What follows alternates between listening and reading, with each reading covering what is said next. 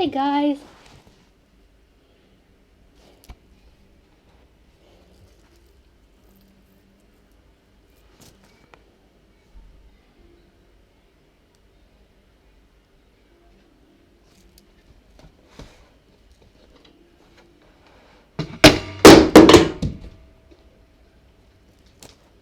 Sorry, Khaleesi.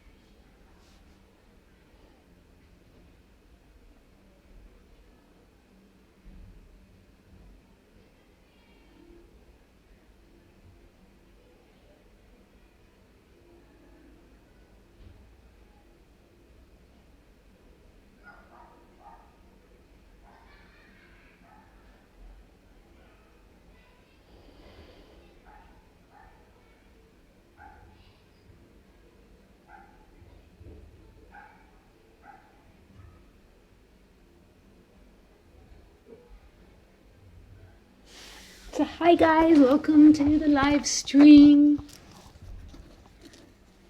If you've not tuned in before, then you ask questions through Skype, which is Lisa Cairns 12. You'll get all the information in the box below telling you you've got to friend me on Skype. You have to have a Skype account.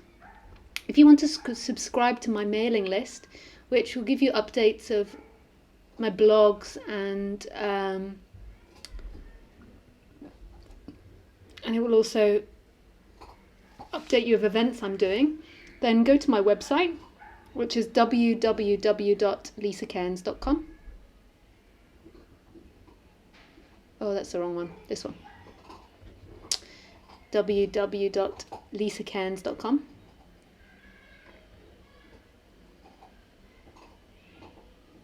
And a box will come up that it'll either come up on the front page if you haven't subscribed, or you can scroll down to the box and put it in. If you want to subscribe to my YouTube channel so you get updates when I go live, then you have to have a YouTube account. It's just going through its process. So you have to have a YouTube account. You sign into your YouTube account, and then you go to YouTube. You put in my name. And you go to my channel. And then you press subscribe. But you have to also tick the little box, the little bell next to, and say send notifications. And then it will send a notification every time I go live, so you don't have to remember. I try to do the talks every Sunday and Wednesday at 6 p.m. French time, but always look on my website just to make sure.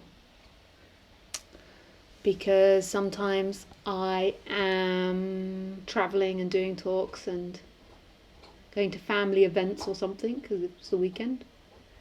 So, so always check my website or my Facebook page. And I'll read out the events that I've got coming up, because people are always asking me when am I next here and when am I next there. For the last year, I haven't been travelling so much. But I'm doing a few more talks in August. I'm back in the UK in August, so I'm going to be doing some talks in the UK while I'm back in August. So the 11th of August is in Hepton Bridge, West Yorkshire. Hepton Bridge, West Yorkshire. It's an evening talk. Then Friday the 18th of August, I'll be doing a talk in London, in Hampstead. Then the 26th of August, I'll be doing a whole day in Totnes, England. And you have to book all these events because I don't do them so often. Then the 2nd and 3rd of September, I'll be doing talks in Berlin, Germany. And I just sent a mail out about this, and and there was a little mistake. It was meant to be talks in Germany, but it read talks in German. We forgot the Germany. Now, obviously, the talks are going to be in English and there's no translation. So if you think you're coming to a talk in German, I'm not going to suddenly start speaking German.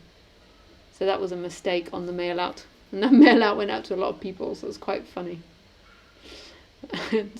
little tiny mistakes. One Y missed off and it can mean a whole different thing. So that's the 2nd and 3rd of September. Again, you have to book for that.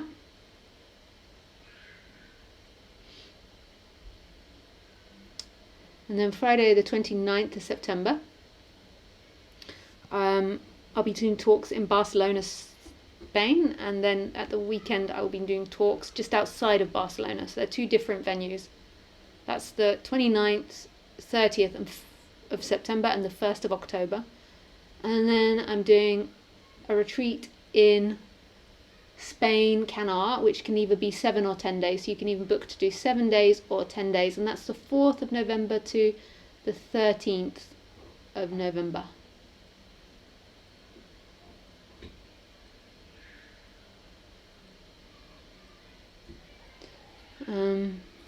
And this is a really beautiful retreat centre.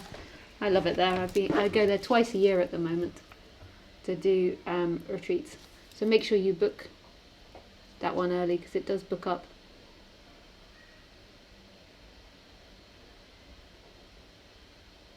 and also with that event, because of, I think, my age and the way that I speak, I attract a lot of younger people to my talks, and people that haven't started a career yet, and I think it's so amazing. And I was so lucky with Ramesh and with Roger and with other speakers that did it by donation rather than having to pay a fixed fee. When I do a retreat, I can only give a certain amount of discount because I have to pay the retreat centre. So I thought of this new idea of people that have money sponsoring other people to go on retreat. And so if you'd like to do that, then you can find the info on my website. And it will be so amazing to do, because there's so many people out there that just haven't started their career and haven't done the whole money thing yet, or they have and they're just going through a lack of funds flow. And I think it would be really beautiful for them to share and be away. So, yeah.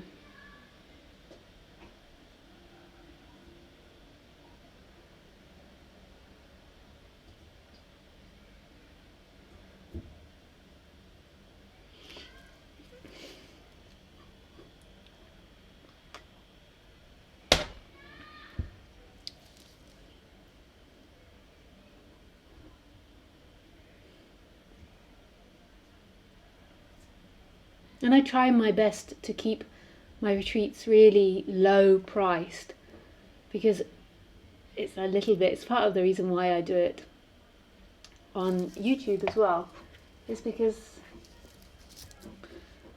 I really believe in this meme. So if you don't know what a meme is this definition of ideas. So these scientists at Oxford University decided to reference ideas like genetics. So you know how genetics are always evolving and improving, and improving on themselves. So your cells of your body are always trying to grow and expand to the environment.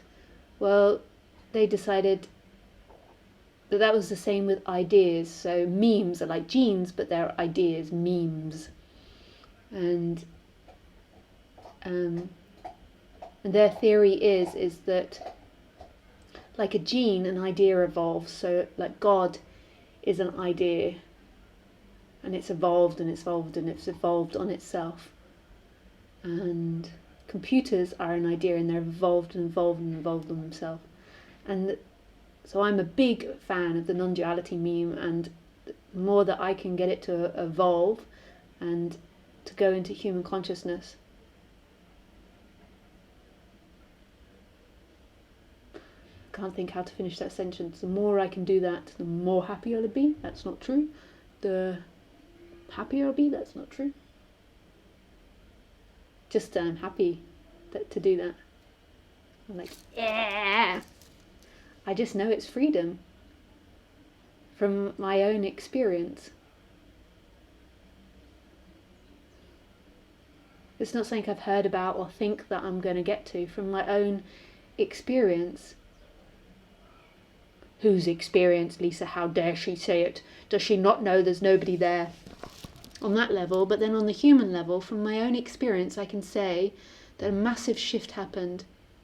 I was this woman, or this young lady, that had difficult conditioning and setup, and had strived to change that. And in striving to change that, I met all these wonderful people and learned all these wonderful things and had all these wonderful experiences. And then one day, this change happened, which had been sort of building for a long time, where this energetic shift happened, where instead of me looking out of the eyes, it shifted to nothing looking out of these eyes, to this vastness looking out of these eyes that wasn't separate from anything they had looked at.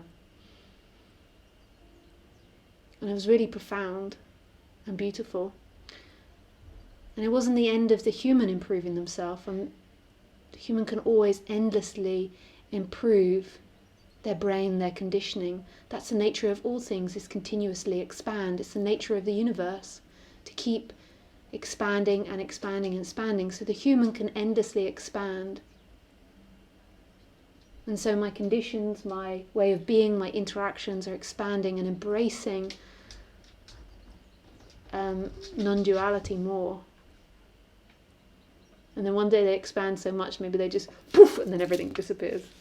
I don't know what happens on the human level, but there's so much we can, as humans, continuously grow to. So on the human level, from first-hand experience, I know this is the way to freedom. I know that reconditioning yourself can only have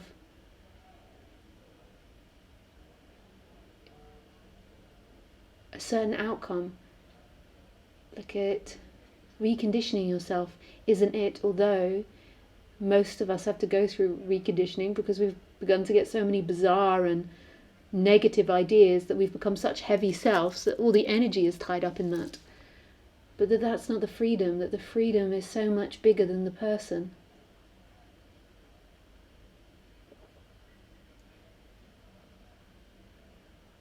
It's remembering or seeing beyond you that you aren't a you. That you're not the person moving in time.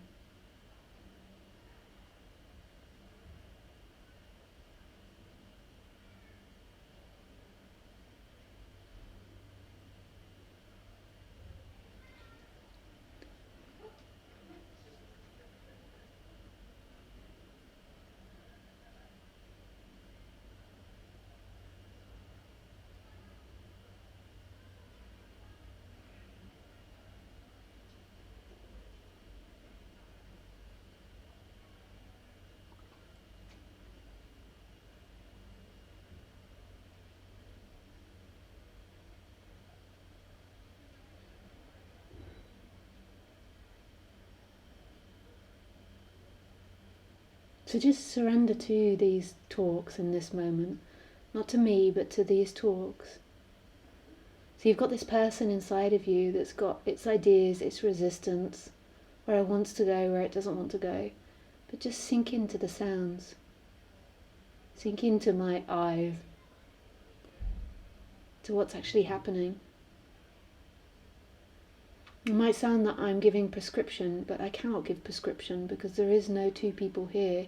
It can only ever be description of something that can happen.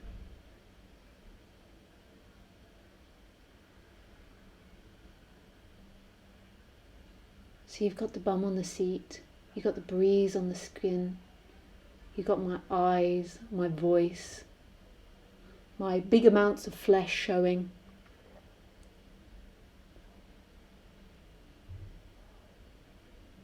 Just sink into it. It might feel like at moments that it's that you love me, but it's not me you love. I'm reminding you of your love. That's my job. That's my role.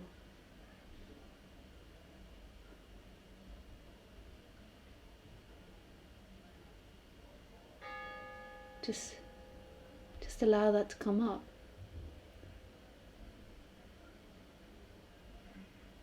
You're allowed to feel that love.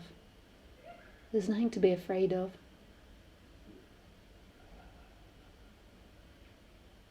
Most people are constantly trying to keep it out. I must protect myself from that love. It disappoints me. Bad love. It's not bad. You are that love you seek. It's not a thing though, and it's not a feeling. It's this sense of existence and this empty looking. This looking that belongs to no one, in which the person's appearing and disappearing in.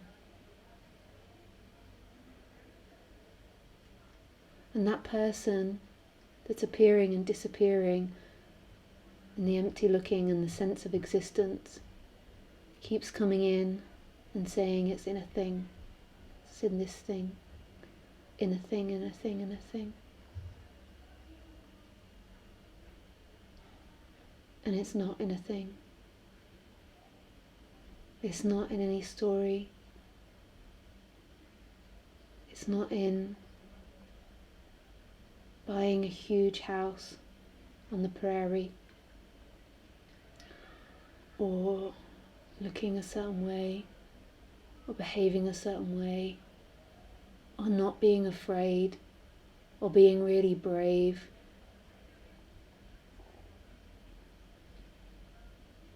But the person keeps insisting it's in doing this or doing that. It has all these beliefs of where love is found. And it gets confused because it thinks love is in pleasure. But pleasure is the way this body directs itself. Pleasure is like the compass.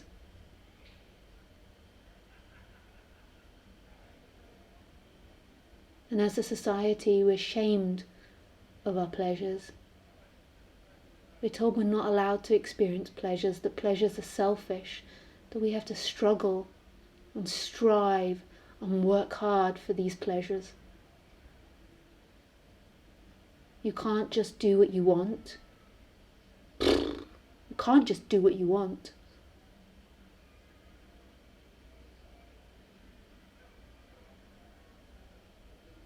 That will lead to disaster.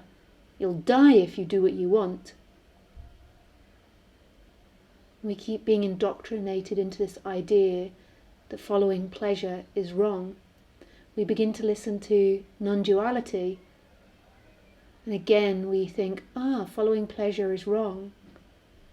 And no matter how much the teacher redefines that meaning, the person keeps with that habit, pleasure is wrong. I'm not saying pleasure is wrong.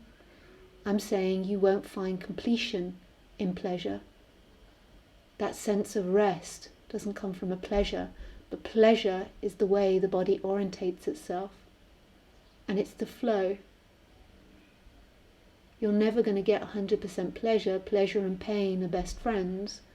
But the way this body is designed is to follow pleasure. That's the way mammals are set up. The bird follows its pleasure, though the bird's not a mammal. I can't remember the way birds are set up, if they follow pleasure. I know that mammals do. I think birds do. But I think birds are a species that do not have feelings. They only have reactions. Isn't that amazing? We're so complicated. So we won't go on to birds because I'm not sure. But mammals for sure are set up towards moving, are set up to move towards pleasure. So the dog is set up to move towards food. So that's part of the way we train them. And then when they don't do what we want, we don't give them the food. We give them the treat when they do what we want. I can imagine most animals are set up like that, but I'm just not sure of the brain chemistry of anything but mammals. I study it all, but I forget it all.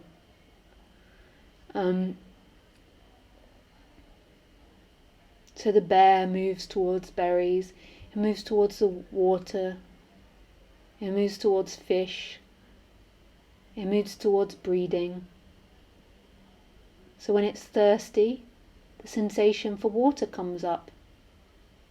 The drinking of water is pleasurable, so the body moves towards that. There is nothing wrong with pleasure.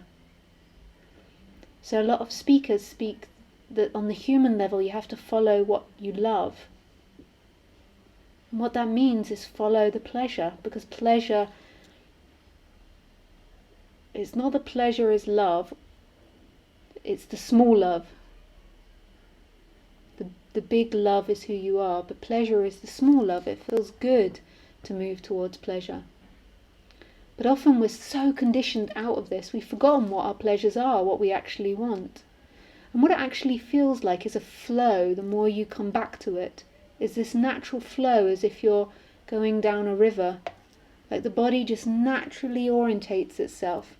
And I'm still learning to do this because I'm coming from a society that has conditioned me for so many years not to follow pleasure, but to follow the intellect. And the intellect has relevance, so it's important that I can register if I go and do this. This will happen. So we've got to take the intellect into consideration and weigh it up. But it's coming back to this flow and really understanding what the body is speaking and what the body is saying. When I got into non-duality, I went through a period of using non-duality to like beat myself up and maintain this idea that I wasn't allowed to follow pleasure. The same with Buddhism. And because I was confused and things were uncomfortable, like so many years of conditioning that I have to be someone and I have to do all these things in order to be happy, that the body was uncomfortable, so I wasn't even sure what pleasure was.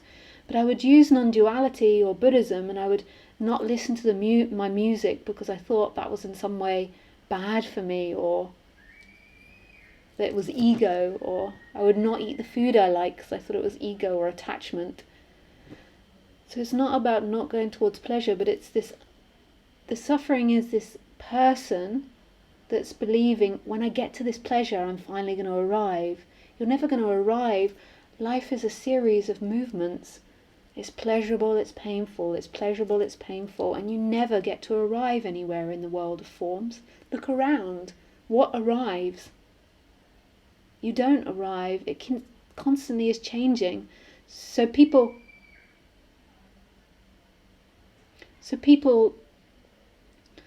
I just got distracted by a Skype message. They come up on my screen, they flash up. So you follow this, completely forgot what I was speaking about. I'll come back.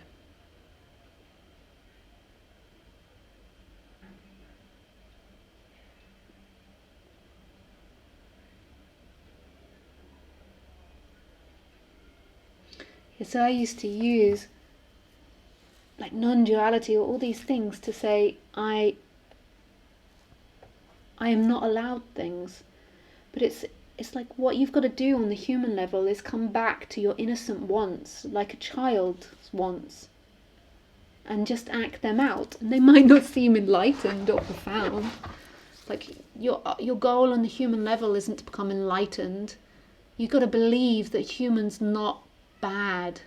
And you come down to your natural way of being. The human isn't bad. I promise you this. I used to fear that if I just let go and just let the body respond and trust the body, I thought this monster's going to come out of me. I'm so rah, and I'll go and eat all the cake and take everyone's money. But you really won't. The compassion in your heart and your love for your species and for your environment doesn't want to do that. Your heart wants to share, just like everything else is always sharing. Like, you want to create and share. And it's the nature of humans to share and live in community. But just think about the trees giving their fruits and the flowers giving their pollen. Like, we're always sharing, we're always doing that motion. Even if we register it in the human world as bad, we're always giving ourselves up for that next movement into that next form. Our body is the human might be resisting it, but eventually this body will die and turn into something else. But while it's alive, it's sharing what it has. Especially since that awakening, the natural impulse is to share, to create and to share. So as you come back more and more to your original wants, you're not going to be this selfish, nasty monster that's going to do all these horrible things. That's your imagination. That happens when you're identified and you're living a lie. You're not going to be perfect. You're going to be at points selfish and all these human qualities and frailties, but at the same time it's going to come from an innocence. And in another way you are perfect. That is perfection. Your particular dance and colour. It couldn't ever not be. And so when the body wants to eat, there's a movement towards that. When the body wants to rest, there's a movement towards that. When the body wants to create, there's a movement towards that. When the body wants to make love, there's a movement towards that. When the body wants to speak, there's a movement towards that. And sometimes those things won't be able to happen, so it might be painful, or sometimes they don't go the way they should, so it's painful. And that's life. Your suffering happens when you believe you're somebody and you believe that pleasure is your completion and that one day you have to get to this perfect life and then you'll be happy. This is never going to happen. You'll always be disappointed. We get this. We get what's happening in this moment. We don't get this future. We don't get to keep anything. Nothing stays. It's transforming constantly. That's the nature of things. It's beautiful. It's love. It's constantly giving itself. And this body will one day give itself to another form, but in a way it is already giving itself. This is love. What the person does, what the separate person does, is it always moves towards those patterns it's been taught of separation. So if you believe that completion is in a particular life, then you're going to keep moving towards that. If you believe that completion is one day getting your father's attention, deep down getting your father's attention, then you'll keep moving towards that in all the situations, in the lover, in the friends, in the job, even the teacher you go to, the non-duality speaker, it will most probably be the same dynamic.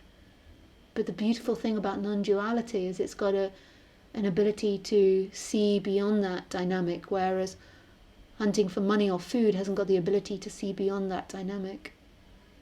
But more than likely, even when you get into non-duality, you'll be using it to stay in your patterns. But it's got that possibility to go out of your patterns, to spiral up.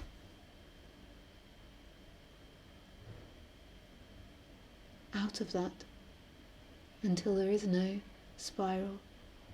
There's only what's happening.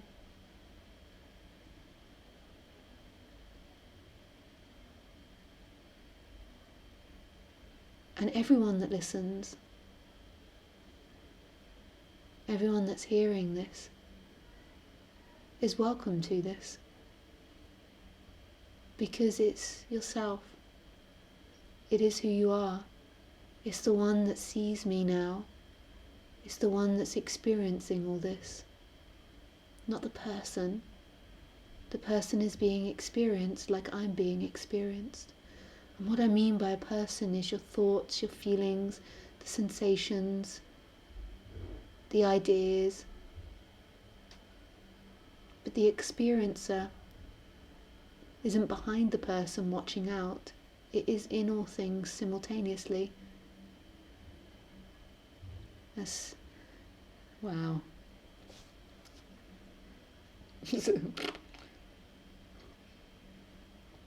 If you don't understand what I'm saying, it doesn't matter. You're not going to get there in thoughts. Thoughts are being experienced.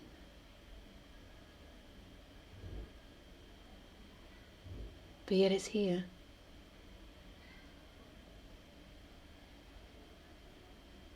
It's here.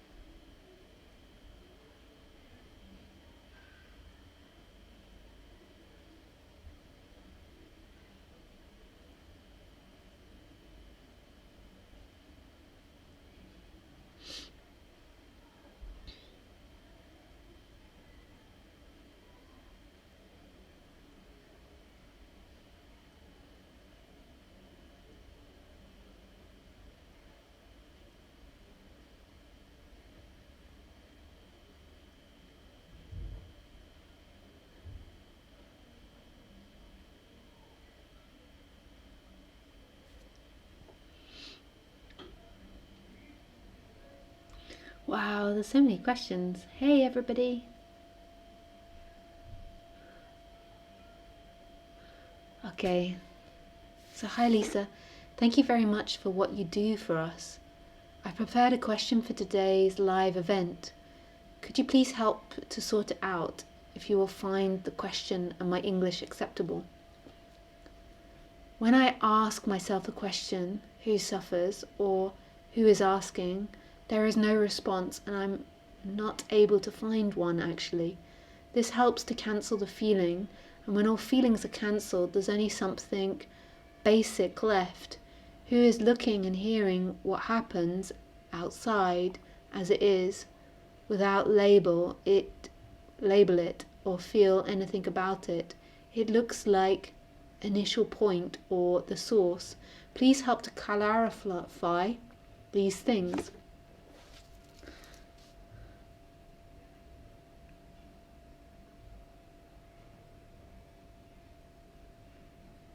Does it look like what teachers call the source? Is this the target point of our search? We may go deeper through the gates. I do understand intellectually that this source is the same nature and everything else, but there is no special sense of oneness or joy or freedom, just nothing. Everything is empty, and I need to stop this practice to continue normal flow of life, to work or to eat or to whatever. I can't be same emptiness and do anything. Doing requires attention to do it, which comes from the ego. How to be empty and continue to live at the same time. So this is just an initial stage of awakening where the separate you recognizes that everything isn't coming from you, but coming from an emptiness. But it's still you that recognizes it. But that's an important stage for the you to recognize that, because that fundamentally changes the you and will stop a certain amount of seeking and idea patterns and will relax the person to an extent. Then what begins to happen is there's a deeper seeing of that, but it's not somebody's deeper seeing of that. It begins to go beyond the deeper seeing, and then there can be all these different stages, and then eventually the energy will shift and it will see that nobody was ever experiencing and nobody ever looked out of your eyes. And then there will not be a division anymore between a you and an outside world. The you will be appearing like the outside world to that emptiness. So it's a stage that you're in, Sergi. So just let that stage take its place. What the mind wants to do is it wants to say where it is in time, how much more time it will take to get there. Is it enlightened or isn't it? But notice all of those thoughts are appearing and disappearing in a boundless emptiness. And it's not about staying in that emptiness, because who would stay in that emptiness? You can practice that if the person's really uncomfortable. You can practice staying in the I am. But know ultimately that there is no one to practice, and that who you are doesn't belong to that person practicing. That person is appearing and disappearing in who you truly are, which is a boundless freedom. And you can also call it love.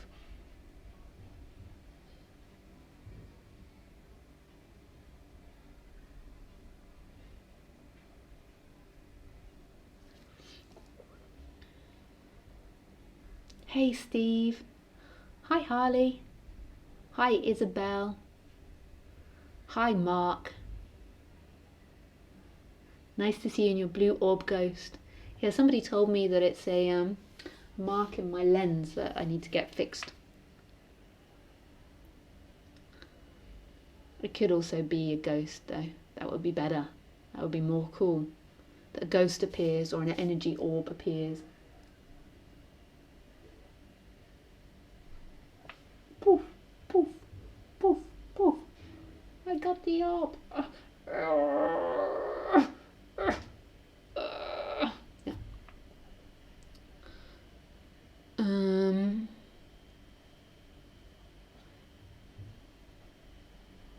Je ne sais pas.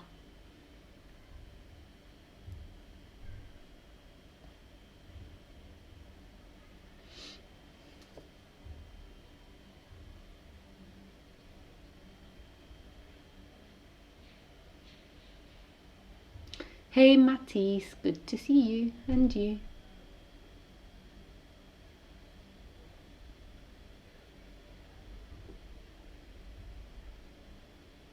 Hello Deanna. Hi Conrad.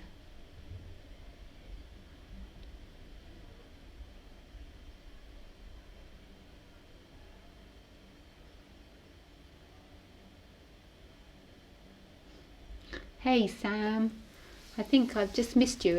It's now 1 minute to 7, which is 1 minute to 6 your time. Hey Lisa, nothing happens. There's nothing, just a strange emptiness. What does that mean? And I have the feeling that I do something wrong. Yeah, you don't do anything wrong. That's the feeling of the person once it's identified. It always feels like I ate the apple of knowledge and became aware of my nakedness, and then I've been chucked out of the Garden of Eden and I did something wrong. So just recognize that on the human level. And on the human level, you can also recognize that that's not who you are.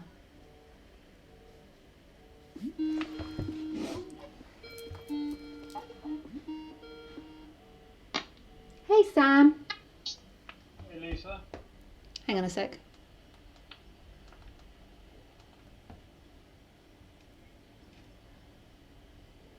Oops. Are you still there? Yeah. Hello? You hear me? Yeah, I can hear you. Super quiet.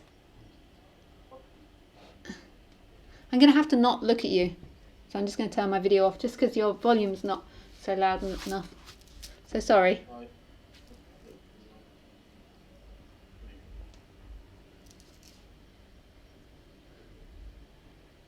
Yeah, you can hear me now? Yeah, I can hear you now. I could hear you before, but it's just not the best. It's not like super loud, but if it was just me and you talking, it'll be fine. But you've got to go into my microphone. Okay. I'll try to talk into my microphone as well. Yeah, thanks for taking my call. I just wanted to sort of say the thing and connect. I don't know, I've been a bit sort of out of touch recently, up and down and all that, but I don't know, today things have gone good again. Yeah. I'm back, I feel like I'm back on track, and yeah, I don't know what it is with the whole non-duality thing. Like, I really get the urge to ring in and connect, but I know that there's nowhere to go. There's nothing you can give me, but still, I do get the urge to try and get somewhere. So you can just, like, on the human level, what you could do is just explore what you want right now. Like, if you, Right now. yeah, right now. Like, it takes some time to get to, because we normally have lots of levels on what we want right now, because we normally have the idea, I shouldn't want that, I'm not allowed to want that, I don't want that, that's hurt me before. So we're not actually often conscious of what we want in the moment. So we kind of like have these urges and have these actions, but we're not really sure what we want out of them. Yeah. Yeah, I know what you mean. Like, I'm not always I'm aware of the top layer of my thoughts and my feelings, not so much deeper. But yeah, on the top level for me, I guess what I'd want, well, on any level I can get in touch with, I suppose I always want physical comfort. I'd like my, all the sort of aches and pains and stuff that I get to be a little bit better. I guess I just want peace. That feeling of like being fulfilled, because I've tasted it before, Yeah, I don't know what else I want really. That's what. Loads of things, that's always what you want, is the peace. That's the underlying thing. It's what the person is looking for, is the peace, always. Yeah. So that's like underlying of everything. And then on the human level, we have like pleasures that we want in the moment, and then we believe that in that pleasure we're going to find that peace. So I could push it on you now what I reckon that you want, but just take it with a pinch of salt. Like, you don't have to take on board what I say. You have to explore that for yourself, and not, because sometimes we can have tendencies to over listen to other people. Yeah. as my mum. Oh, sweet. So Yeah. I reckon that Sam would like connection, like a sense of Right. connection, Connection like with people. with other people. Yeah.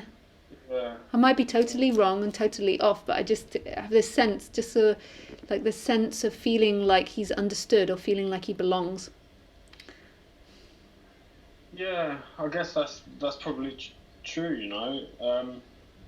And funny enough, there's something else that I hear a lot of other like addicts in recovery say at these meetings and stuff that they've always felt when they're growing up as a kid the whole time like they just were different to all the other kids. They lacked something, and everyone else found life a lot easier, and they never fitted in. They wanted to be someone else, and I can relate to that. I've always felt like that, so I suppose I don't feel connected to other people because I feel like they're a bit different to me, you know. Yeah.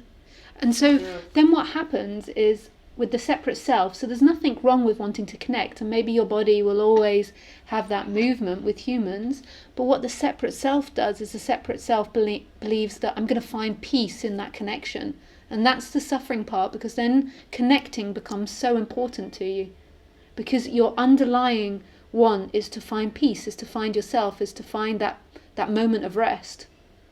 It's just never informed. So just understanding yourself on the human level can be very relaxing, because you understand what your natural movements are of that body-mind mechanism, and then you understand this deeper level of what you want, like that you want peace in everything, but then also start understanding what your body wants.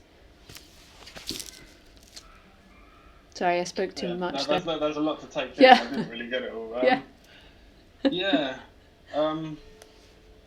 So like you said, like my body might always move through that. Your body might always be social, or wanting to be social, or moving towards socializing. That might be a tendency of your body. But what will disappear is that any completion will be found in that. So therefore, when you do connect with people, it will be pleasurable, and when you don't, it will be painful. But there won't be this deep longing for connection. Okay, yeah. It's not like I'm a really sociable person, you know. Sometimes I can be pretty isolated and you know, like that. I remember another thing you said, because I haven't heard you say that before, that you feel like I want that connection thing. I can understand that. But the only other thing, like you said to me once, something like you said again though, it might not be right, so don't take it on. But that maybe my like the fear or trauma or whatever that was underlying all my that I've got was something about like a fear of being left alone. Oh yeah, it's a similar feeling as the connection one. Is it? Yeah, a similar thing of wanting to connect, not being alone. Because I couldn't think to when, like, I couldn't really make sense of that I don't want to be alone. But funny enough, I was talking to my dad not that long ago, and he said that was always his main fear growing up. Like, he was terrified of being left alone. So sometimes these things can be genetic as well, can't they? You know? Yeah. Oh, that's interesting. Yeah, because I don't have a problem being alone, you know? I think I spent a lot of time alone, but maybe I can understand the connecting thing. Yeah. I feel like I am alone, I guess. Yeah. I don't know. Have you got church bells where you are? Yeah, you can hear them. It's nice. That's nice, yeah. That's cool. I think, you've done a good thing to move to another country, really. Do you think if we leave the EU that you won't be able to move anywhere else then? Is that true? I heard you say that. I think so, that I might be then restricted to living in France, but I think that I can still move around freely in Europe because I'll be living in France, but I think that after the EU, I will be left with France. Yeah, so if other English people wanted to move to... Because like, a couple of my brothers live in Spain. Say like one day after we've left the EU, that won't be possible anymore then. It just really depends on what happens, but there's a good chance. There's also a good chance it won't happen because it's so complicated.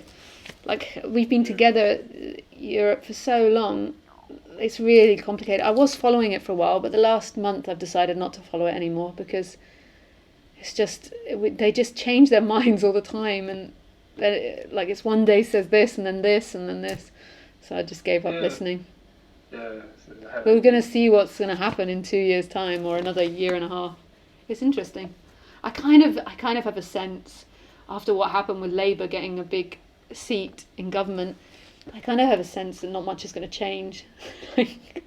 Because it's going to be so complicated for them to separate out. I feel like England will be out of the EU, but it'll be the same rules. Like, not much will change. Yeah, that would be good. Yeah, that would be good. Yeah. I think everyone in England is like, why the hell is this happening? Why do we do this? It might, if we totally separated, it might make us better off, because then we could better off financially, not socially. Because then we could give everyone lower taxes and encourage the businesses and take it from Europe, which is just awful, but that's what England could do, and it could become super rich from doing it. So, but not a nice thing to do.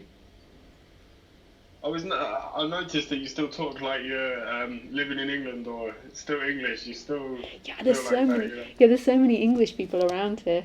Yeah. There's so many. Like today, I was walking around the streets and I heard more English, because it's a very touristy place.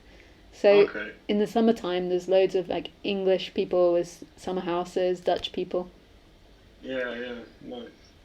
But I am trying to learn the French and get good at French, but it's a hard language. Yeah, I was talking to a guy at my job the other day, and he speaks 7 languages. He's like a diplomat's son or something. Travelled everywhere: Japanese, French, English, African. It's crazy. I think maybe some people are better at it than others, or if you learn young, it's easier. I don't know. Yeah, I think so. Yeah, I've never been much good at that. So, just before, because I have got going a little bit. So, apart from me working on my like my dynamics, and obviously, like, I'm always working on addictions and stuff like that, and I think it's so super good that you keep going to your groups. I know sometimes it must be painful, but I think it's good to go to them, because that's on the human level. That's the human part, and often when you get into non-duality, you think, screw the human part. But on the human part, addiction's going to bring you so much more pain in your life. If you're an addict, it's a lot of pain to be in a society while being addicted.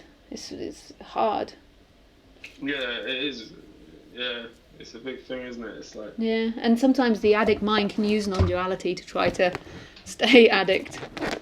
Yeah, definitely. I think I did that for a while. Yeah. I think I've been in a lot of denial about it, to be honest. Yeah. I never really understood what denial was, but they've got a really good acronym in recovery about, like, don't even know I'm lying. And I think that really helped me understand it. Yeah. Because I always thought it was like you just sort of deny it, but it's like you don't even realise that you're lying. You know? Yeah. This is what I'm often pointing out people's dynamics, is because your brain tells you one thing, but actually underneath you're saying something else, and you're not even aware you're lying. You believe you're right because your brain is telling you X, Y, Z, and that's the way it is, but underneath you feel something completely different. And this is why when waking up it seems necessary to understand the body, so you don't live in so many lies. You're always going to be conditioned and live in a certain amount of lies, because nothing can be true, but understanding your body mind mechanism stops that obsessive seeking and makes you so much more relaxed and simpler as a person, because normally we're in so many lies about ourselves, about what we are, what we're doing, because we've been told they're wrong, and we're not wrong. We're just human. It's really confusing though, because like you were saying, you just have to do what your body wants to do and everything. But my addict mind was saying the whole time, well, you know, that means I should go and drink and take drugs, but it doesn't, because that's not really what I want to do. No. Yeah. It's not really underneath that, what you want is connection, or what you want is something deeper than that, but your surface is saying something else. And that's exactly the point I keep trying to make, is that it's like, keep going into it, because often our mind isn't telling us the truth about a situation. And I was so lucky that I had Roger for 3 years, because he was very good, even though it was incredibly painful. I keep pointing out the way my mind would lie to me. Even though there's not a me underneath, it would lie, and it would make that just seem the truth. And the more the robot, Lisa, deconstructed those lies, the more that non-duality could be heard. Because otherwise you're just so contracted in that energy of who you are and what you want and what you're doing and what someone's done to you or not done. Yeah. He's really cool, Roger, isn't he? I remember he was in India in like January or something, and I was off sick at the time, and I watched all of his live streams. It was really good. Brought it home for me as well a little bit. You know? Yeah. He's got like a different way of saying everything, hasn't he? Yeah. He's It's very... like a framework, he calls it. What does he call it? Framework. Yeah. It's Yeah. like a much more practical approach, you know. And Yeah. my brain's not always practical, but it's good to hear both sides of it. Yeah. Yeah. It was really good for me. What me and Roger did a lot of, because I got all his attention because I was his only student at the time, like, Yeah.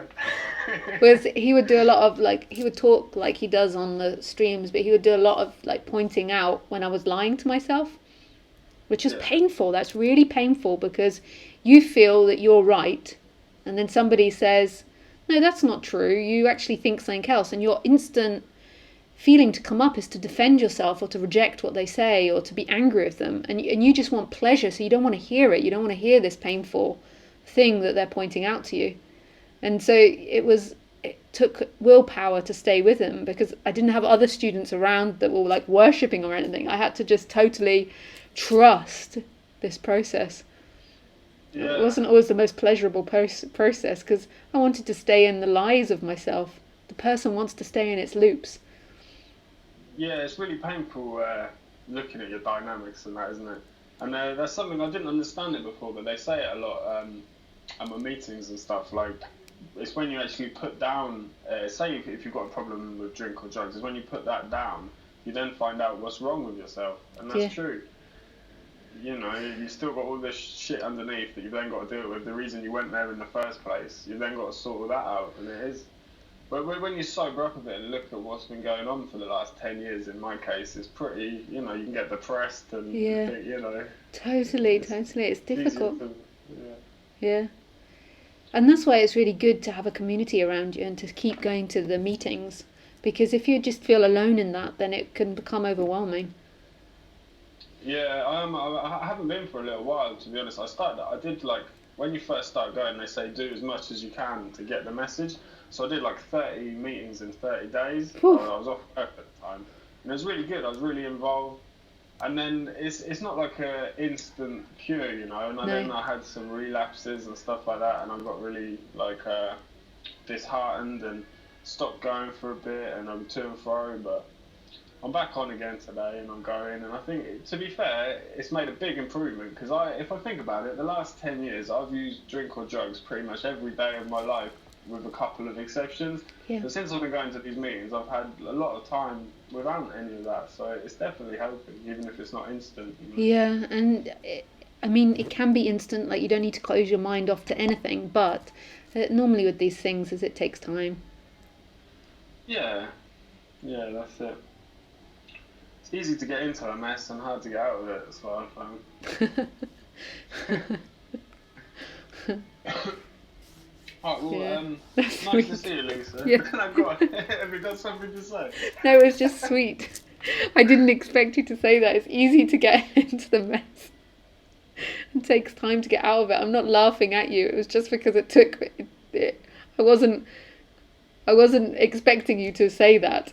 Like, it was... No, because it kind of, like, threw the thing, like, it like, hard to get out of it. Easy to get in, hard to get out. Yeah. How do you mean, like, through the thing? Like, well, because it took it back into a negative spin, and I was trying to leave it onto a positive spin, and then it took it into a negative one, but it was sweet. We've got to think of a positive statement to leave on now. No, I'm joking. We're like, yeah, we've had days clean, easy to get into the mess, hard to get out. But, oh, sweet. Okay. Oh, lots of love. Yeah. Have a nice meeting. Lots of love. Yeah. Well, thanks. All right. Thanks, Sam. Bye. Bye. So I wasn't laughing at Sam about that, but it was just funny. If you get my humour, then you'll have understood why I laughed at that.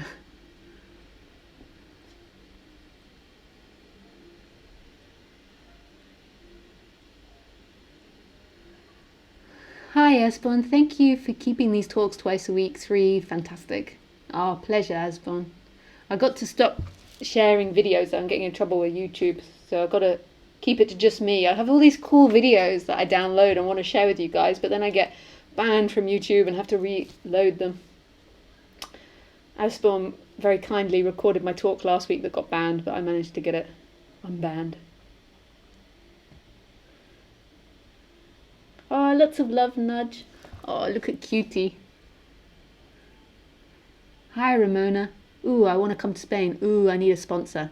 Anyone? Shit, I can't come. We'll see. Yeah, there's going to be loads of sponsors that come forward. It's the best idea. Hi, Stello. Lisa, could you please try and say something about the involuntary shifting between duality and non-duality? I'm really grateful for what you're offering. Sometimes I get frustrated because I'm already convinced that there is no separate self, and yet I seem to be switching backwards and forwards, and being identified with the person is kind of painful when you know it's an illusion.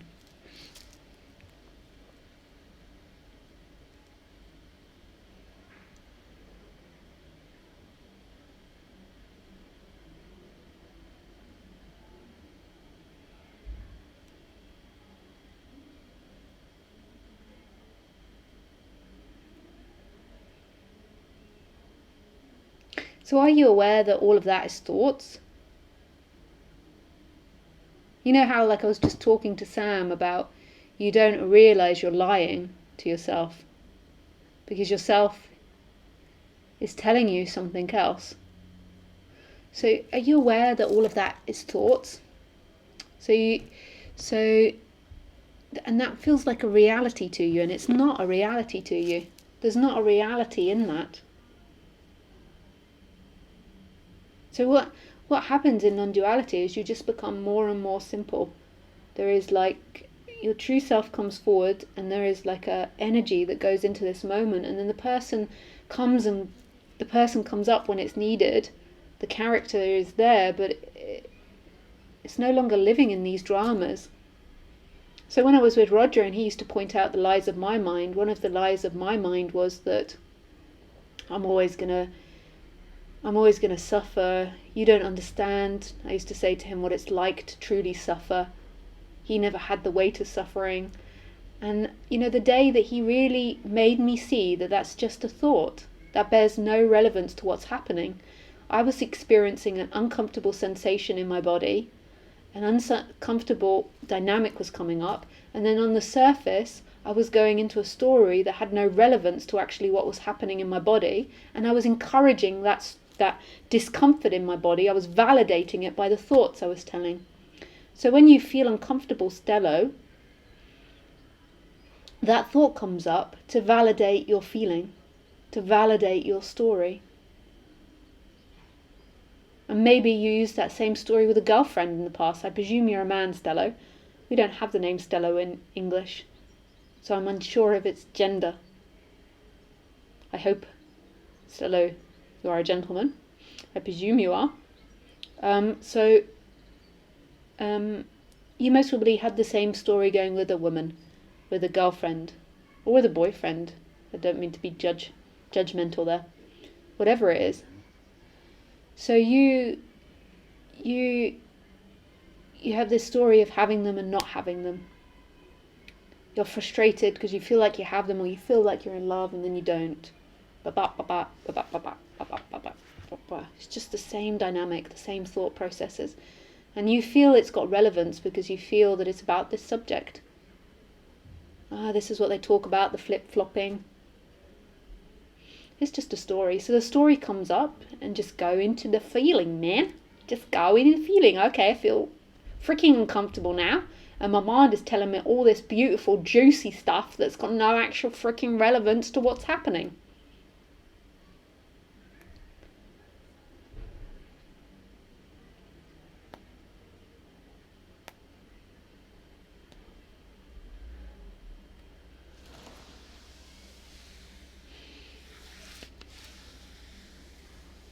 So you can just have a look to see what's underneath that. So there's a sensation of frustration.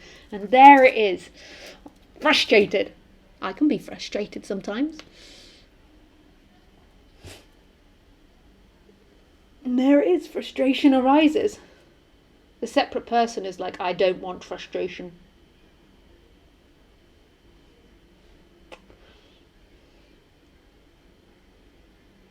Frustration is juicy, it's God, it's divine, it's coming from the divine. But maybe you're not even aware of the frustration because you're on these higher levels of thoughts. Higher, I mean like, not higher as in they're higher better, but I mean these lies that you're telling yourself. Nothing you think is true. Thinking happens, but none of it's true. The separate self claims everything like a sucker.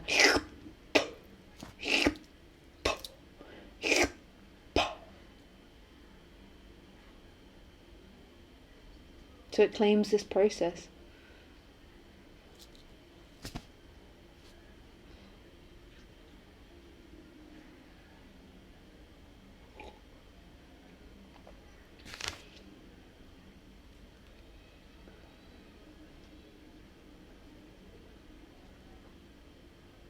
So there was no switching in you.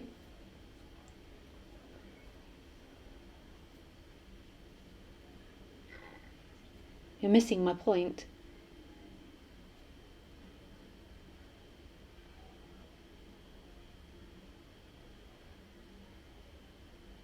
Right now, who is this you that's switching? You believe in yourself so much. Who is it that's on the waking up path? Where does that person exist now? Okay, he says, I'm so afraid. That's okay. You're okay to feel afraid. So now you're getting real, okay? I'm afraid. So just allow that fear to come up.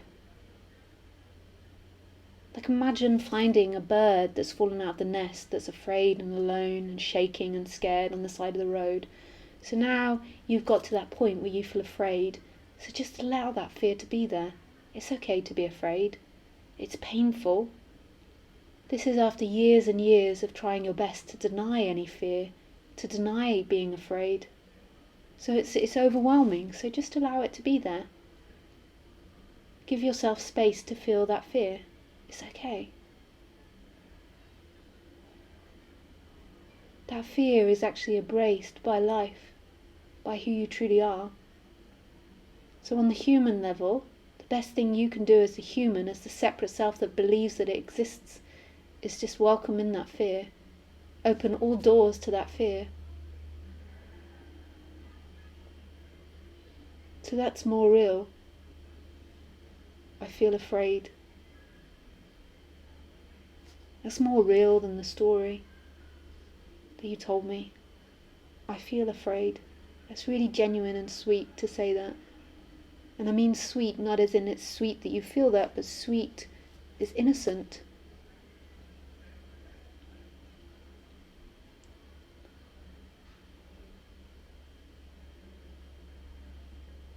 So thank you for your honesty, Stella. I'll move on to someone else's question, but if you've got anything more to say, I'll come back to you. Hey, Phyllis. The beauty, as you don't need to understand how it works, it just does, bypassing the mental sin. Hi again. Hi, Phyllis. Hi, LUGM. So Susan was asking me the other day about taking calls and not taking calls. And I switch between taking calls and not taking calls. Because I get so many people asking to take the calls. I get so many people asking to take calls that I just switch between it. So if I'm not taking your calls, it's nothing personal.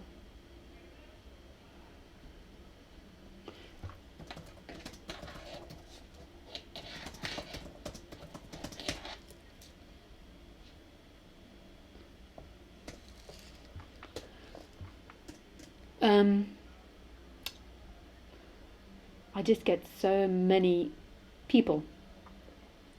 Actually, I should write that to Susan now, because it was Susan, I remember, that was saying, why aren't you answering my call?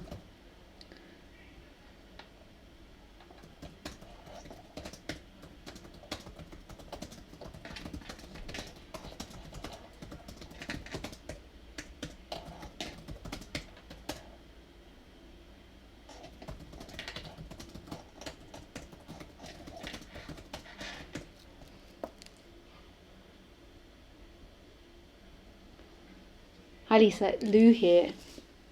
I quite know about doves. I have one with broken wing and I feed little wood pigeons. They follow pleasure for sure and also fun. They're very playful, but they react to sweet words, moving quickly their beaks from side to side. They are sweetness, very nice chat.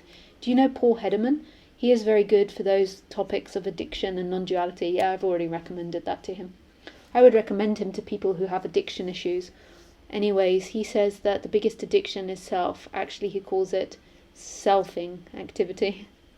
He's Aquarius something.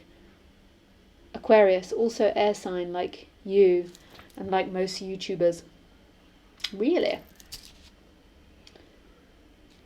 We're all Aries, are we? I think I'm very airy. So beautiful, lovely words. Thanks, Giancarlo. Sometimes I'm tottering with, I was being very disciplined with practicing. It takes me out of the flow, out of spontaneity, out of connection with presence, and out of trust. However, many teachers insist on some kind of disciplinary practice. Oh, I can already feel your heaviness, Giancarlo.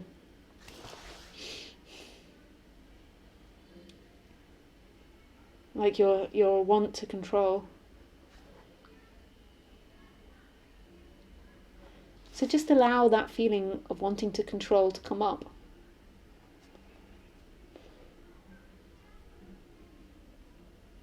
Just allow that. So your mind's going to lie and it's going to go on about practice and doing this and doing that and in and out of presence and in and out of trust and I've got to do this and got to do that. And just feel underneath that there's a want to control. It's heavy. I can feel it just in those couple of sentences that you wrote.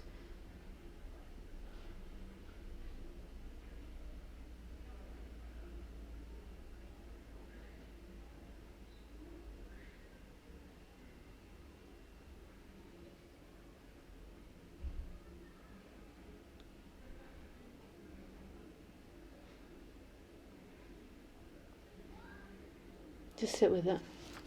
I'll sit with you for a bit. Just feel out of control. You can't master this. Just let that come. It will pass, like everything passes. Your mind's going to try and convince you of all types of things. Go crazy. Hear me, hear me.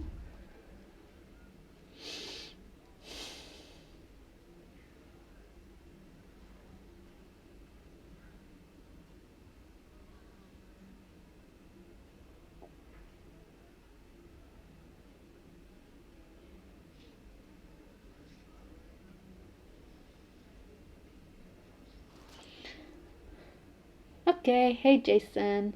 Hi Laurie.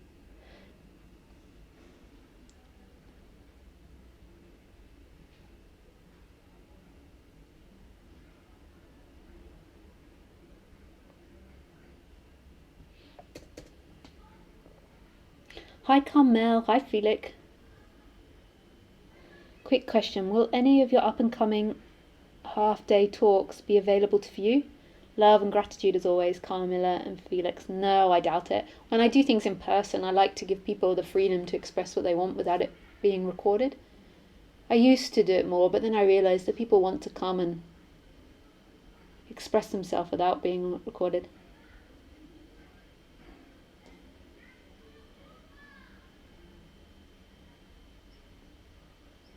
Okay.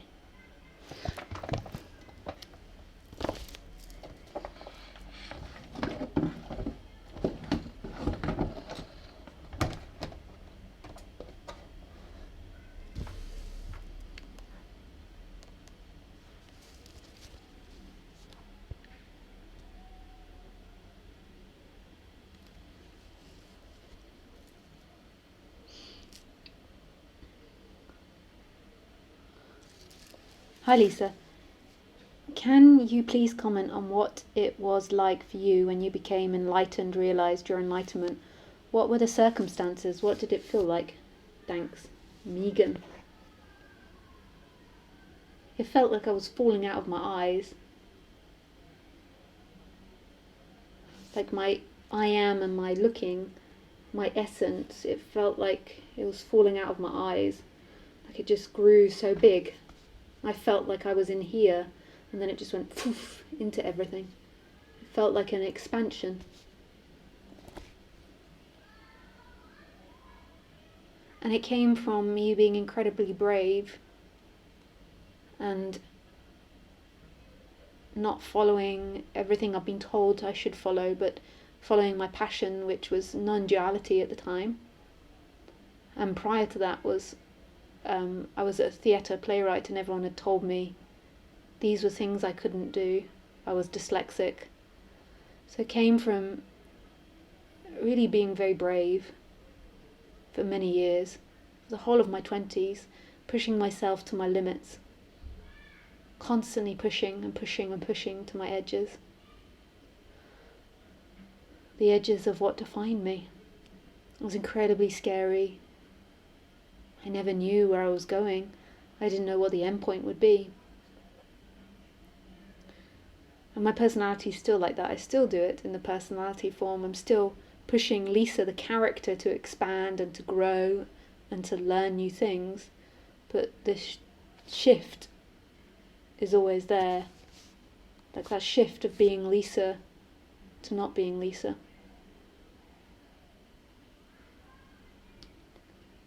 Or it's not that it's always there.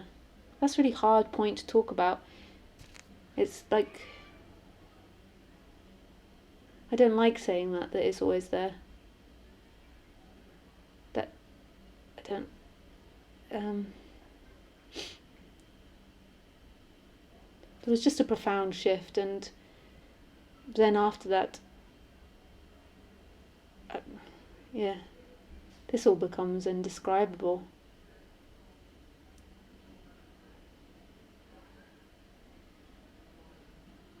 Like the person, the mind, wants you to be able to describe it in a distinct way and say it was always there, or it always shifted, or it was always like this.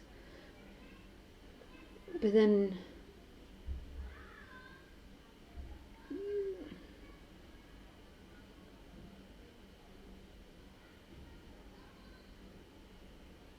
after that thing happened,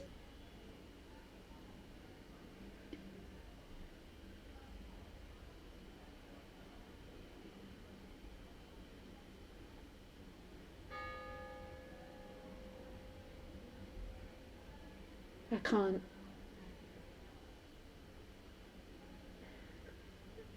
can't get all that into words.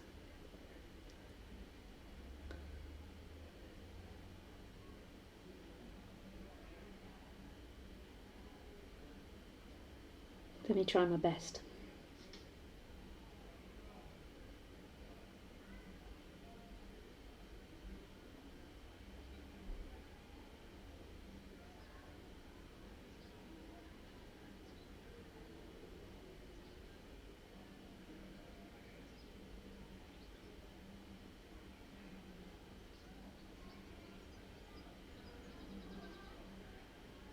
I can't sum up that. But this shift happened, it felt like a big expansion.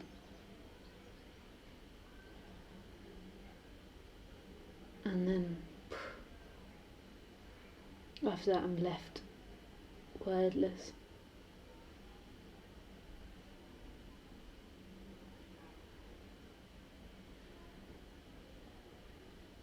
And actually trying to put that into words just doesn't feel right in my body when I try to say it. It's always like this or always like that.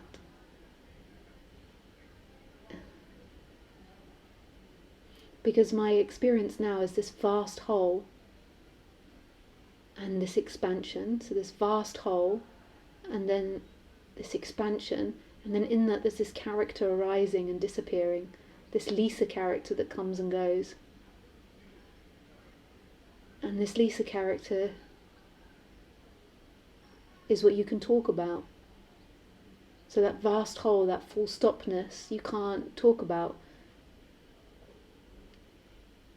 And that vast whole and and that expansion, I can't say from that position it's always here, because it doesn't exist in time. The Lisa exists in time.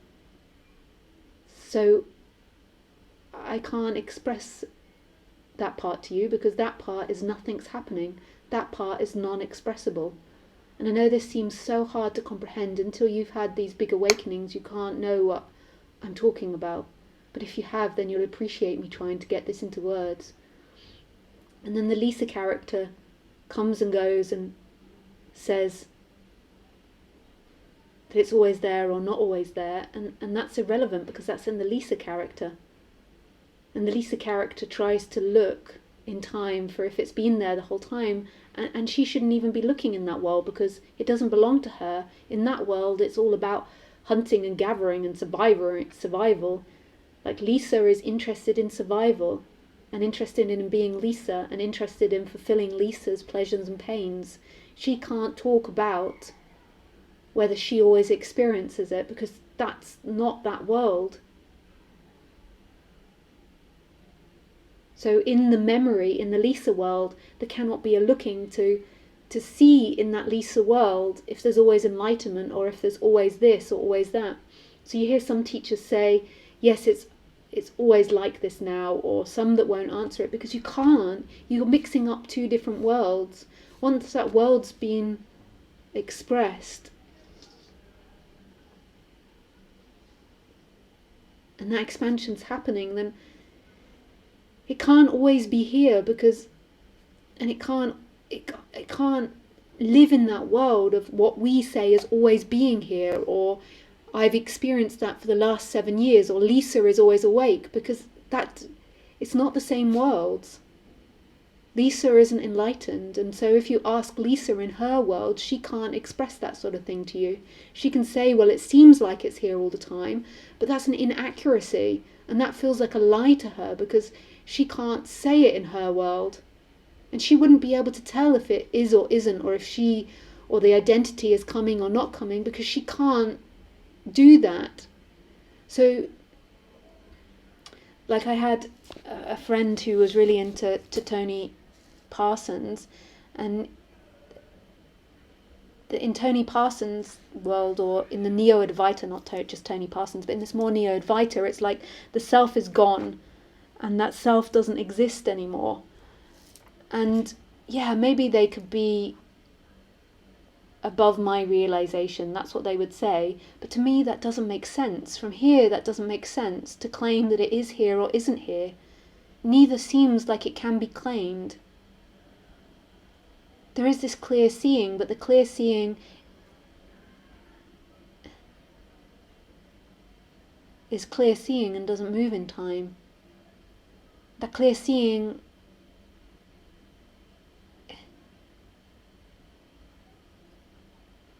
it feels wrong on the human level to say it's always in my experience.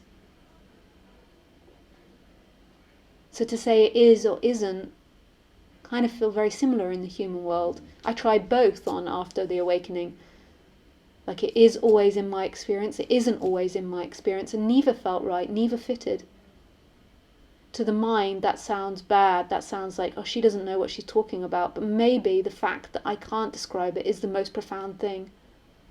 The fact that I'm unwilling to sit in either world is maybe really profound.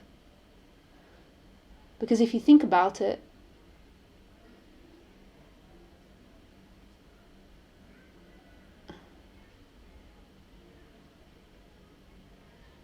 you can't think about it. But maybe the humility of that is really a beautiful thing.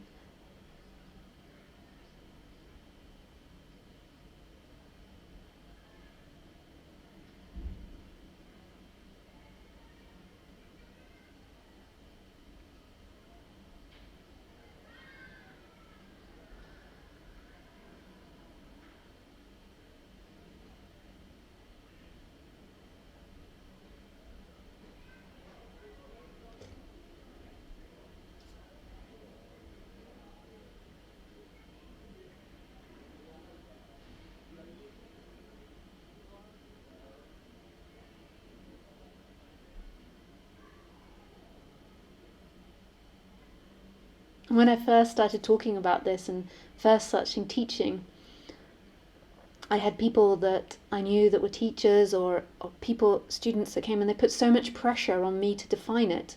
And first maybe my character fell into those pit holes of trying to define it. And then she became more and more wise on the human level.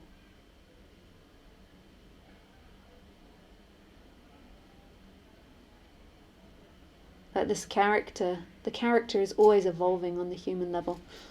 But unless, at this point, when I'm speaking like this, unless you've had these energetic awakenings, you'll be disappointed by my answer, because your mind will wanting to define it in this or that.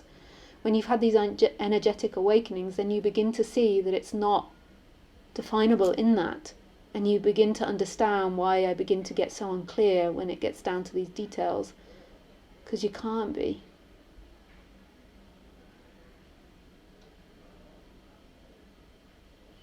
And that you're kind of living in these two worlds.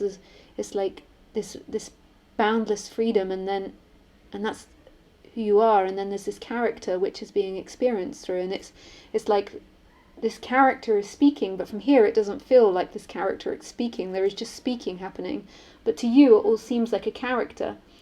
And then if this body has to think about, oh, I'm going on holiday next week, then suddenly an image of Lisa appears going on holiday next week, and then the character's here.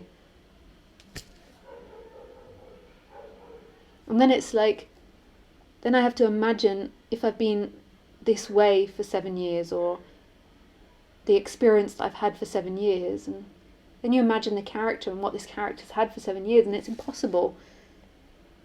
Enlightenment is so much bigger than that, the character's world, and what we think in this and that.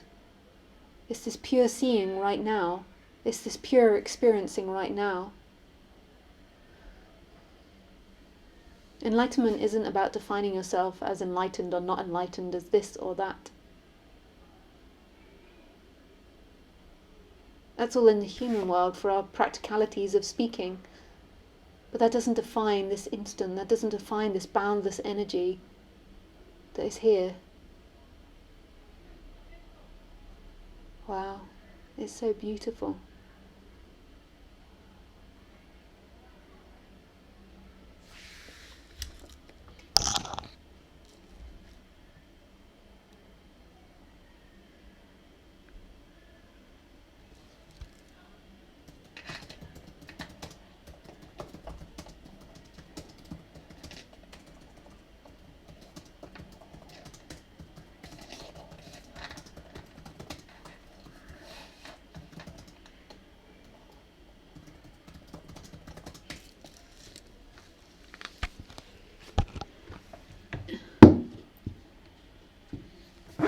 In your answer about enlightenment, it sounds like you're working hard for many years before it happened, pushing yourself to limits. This is not the first time I hear enlightenment is not for lazy ones. Although I practice calmness and being cautious and present, maybe I will become more active naturally when the time comes. But now I feel like being lazy more and more, because I think I have many false motives.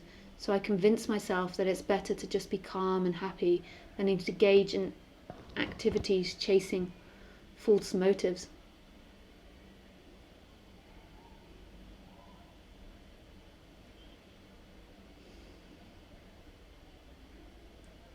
Your question feels heavy, or your words feel heavy.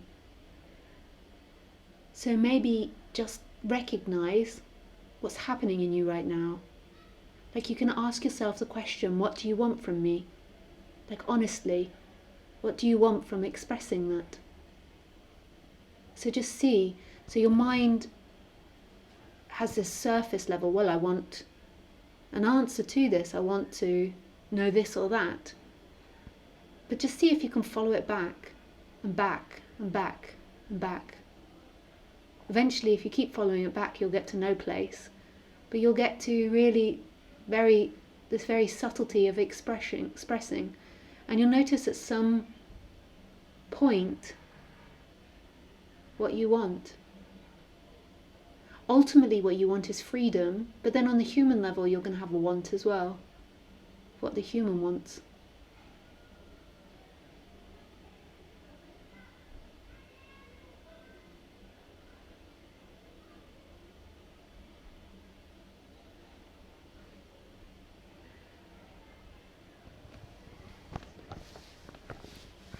maybe you won't like me for saying this, because maybe what you want from me is to be accepted as somebody with a certain outlook or a certain way of saying something. And then if I don't accept that, then you feel like you're not liked, and then you will reject me. So just notice what's going on in your body. Notice those dynamics. Feel it. Don't let the mind convince you of anything. Just be fresh to every moment. Thank you though for engaging. It's really beautiful and courageous. Many people are too afraid to even engage. Hi, my name is Aravam. Hi Aravam. Hi Lisa. In my story, I feel stuck in life.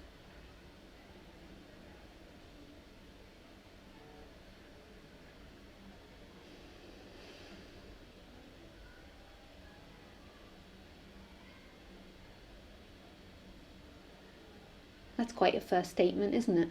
In my life, I feel stuck in life.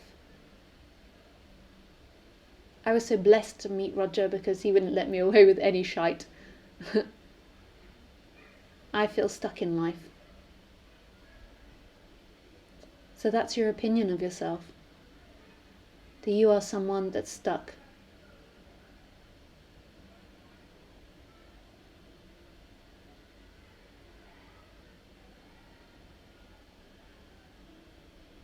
I am 32 years, never been in a relationship, live with my parents and currently don't have a job. I'm also very talented but sometimes is stuck. I'm confused between trying too hard to improve my life and the feelings that trying hard would not bring me the peace I look for. Anything in your mind? Am I lying to myself? I just want to let go and let life take me. You are amazing. Thank you very much. Yeah.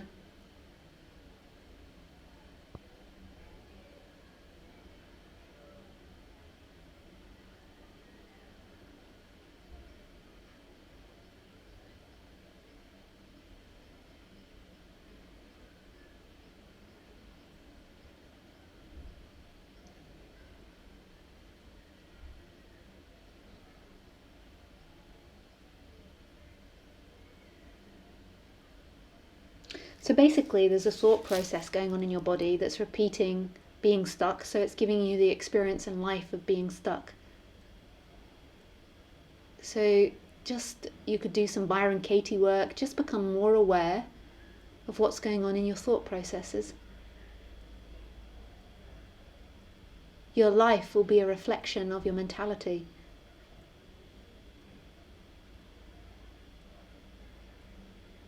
I'm not saying that people don't have upsets and problems and good things and bad things happening. That's life.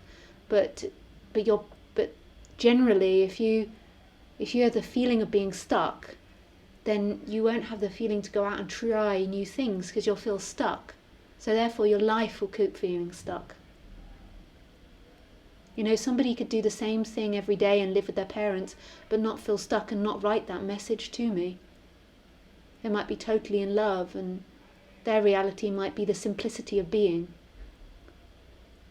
But because internally you have this thought process running that you're stuck, then your life is manifesting like that you're stuck, you're stuck, you're stuck. You'll keep seeing that everywhere. So just explore it. Do some work on that dynamic. And then as that begins to open up, then you can begin to hear the non-duality. That you aren't that person. You aren't that character that believes it's stuck. Don't use the non-duality to just remain stuck, because that's what the mentality will more than likely do. There is nobody, and it will just keep in a loop. But thank you for exposing yourself and being brave and being open. But I can feel it in your question.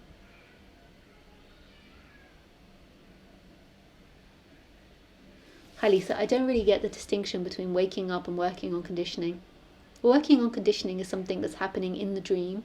Waking up is seeing that you aren't anything in the dream.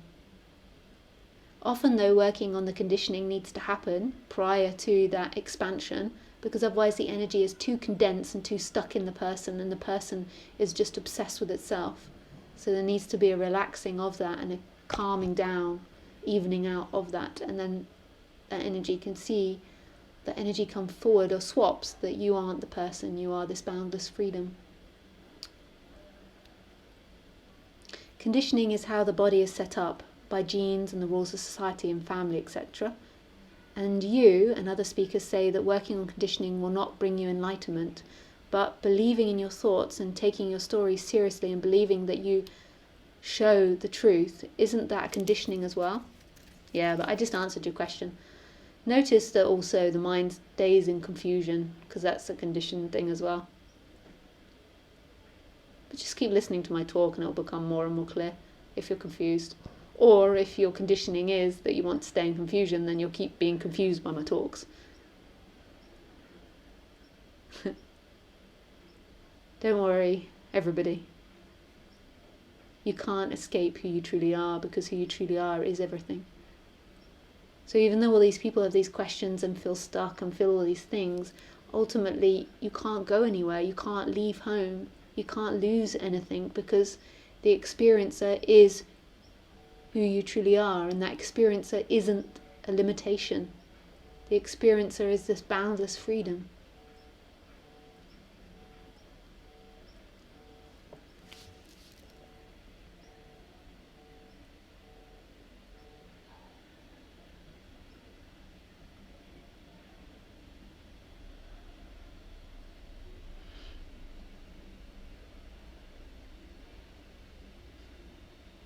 Hey Mark, sweet picture with your 2 cats.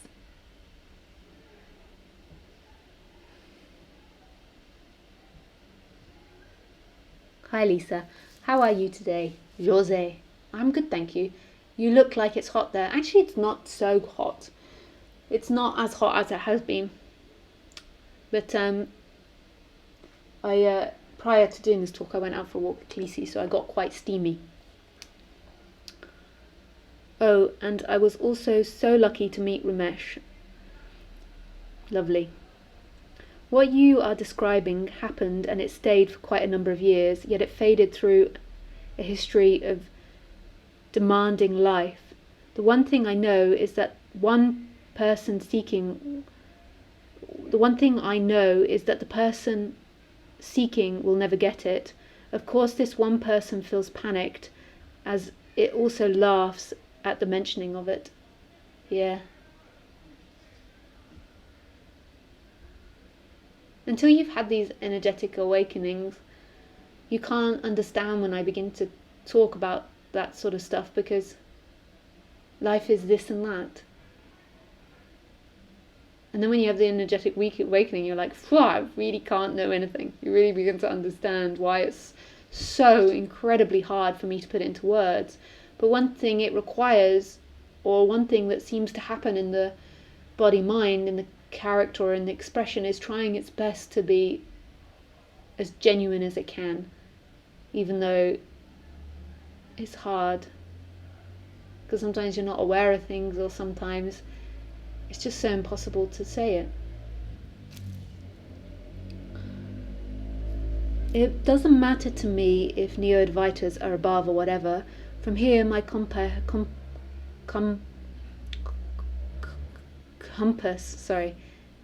is that it resonates. That's exactly it. That's the most important thing.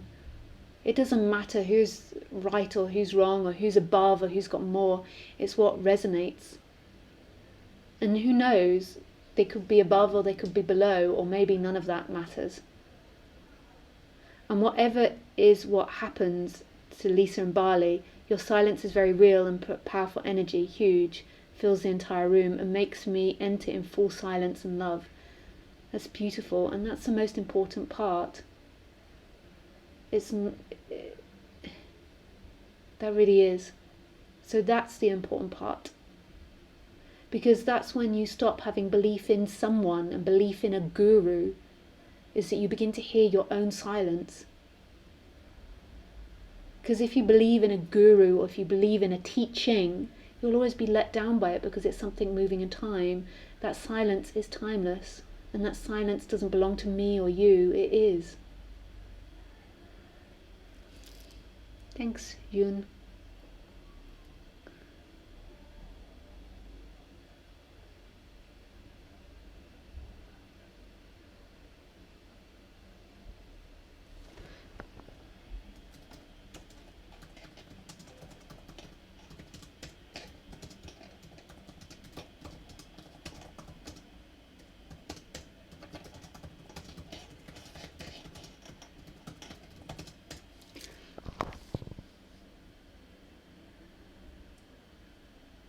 So Laurie says she just wanted to know if the thoughts that come first or feeling first, and the thoughts about the feeling.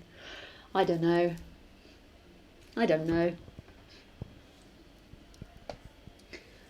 Oh, nice, Laurie. I don't know what comes first. It could be a combination of both. And you know, sometimes I think that feelings come from being around other people and you pick up other people's feelings. I just think it's not easy to define what's first or second. It's like a chicken and the egg. Mine.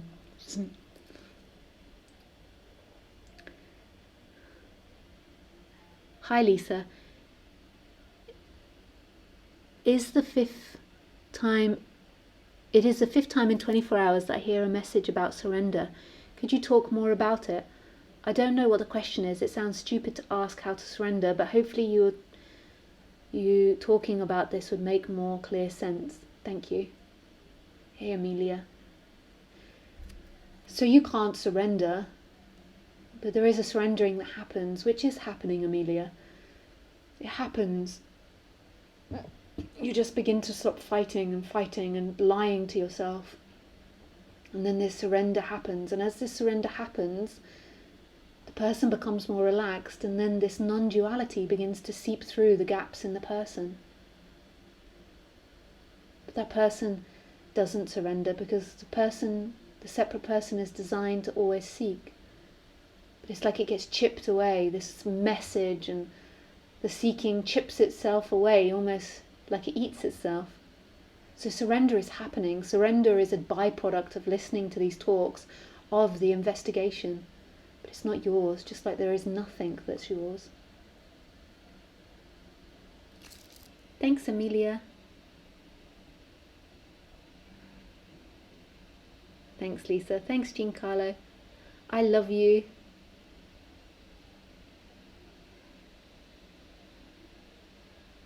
I love you. You can call me Lou, like the toilet. It's the same pronunciation. Yeah, I remember Lou from the last time we said that. I love you too. So one last question from Barbara. Hey, Barbara. Oh, nice to see you. I recognise you from Tiru. Dear Lisa, so happy to see you here on YouTube and to be able to connect with you in this way. My question, how can I distinguish between a conditioning and just a natural tendency of the person? This person here seems to push away loved ones, that it is conditioning that I would love to break, so I'm staying in a relationship which I again feel like running away from, just to see what is behind that pattern. But the resistance against my boyfriend is huge and I don't even feel like seeing him. How to find out whether love is gone or whether that pattern is active again? How to break the pattern?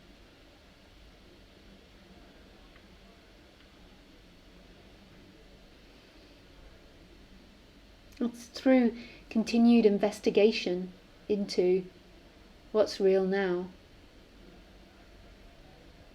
I can't tell you whether the love is gone or whether you're running away from it. So just in every moment, just keep investigating what's happening now. And then you'll find that when you take things far enough back that you totally disappear.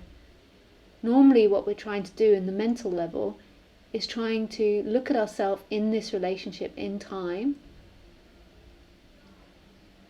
and trying to work it out from there. Whereas really deal with it in every moment. You've never really had a boyfriend. That's an idea that you've got a boyfriend. And that's what we call and the way we function in our society, but you've never really had one. But we're normally always living in I have a boyfriend, I exist as me, Barbara, and he exists as him, whoever it is, Harry. And we're in a relationship, and at the moment I don't want to see him. Just deal with what's going on now, right now in those feelings. Keep taking those feelings back.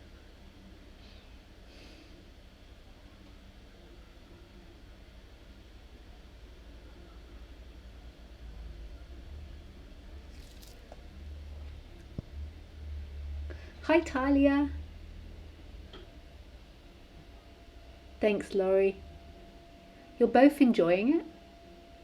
Oh, it's both. You're with Peter as well? Hey Peter! No, sorry Laurie, I didn't have time, but I've almost done all the questions now. I knew if I spoke to you then... food. The cooking from downstairs is coming up, the smell. Doesn't that smell good, Khaleesi? Hey Khaleesi? You're good to go. Hey little poopy. Here's a poo.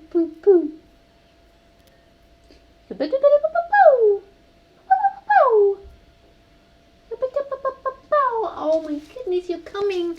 You're coming to say goodbye to everybody. Here she comes. Here she comes. You get to see I'm sitting in my hallway to get the best sound.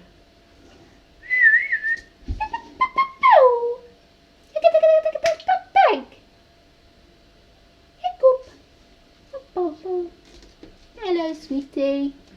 Hello. Oh, yeah. Hello. I love you too. Yeah, I love you too. You're so beautiful. You're so beautiful. You're so beautiful. We love you. We love you. Yeah, we do.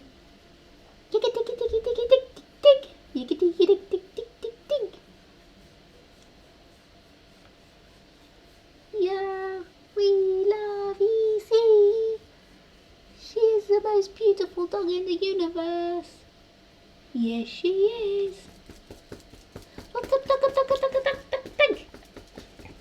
Oh, she's off. She's off. You just get the view of the little bottom. Little bottom. You can get your bottom. I'm going to get your little bottom. Yes, I am. Oh, bless her.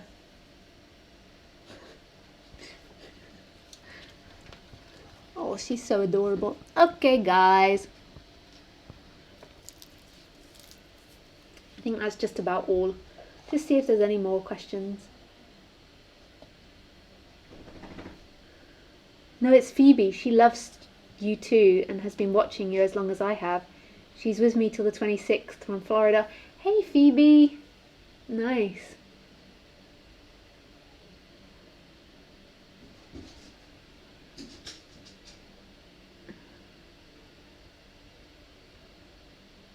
You're beautiful. I love you. Thanks for seeing me. Oh, it's a pleasure, Barbara.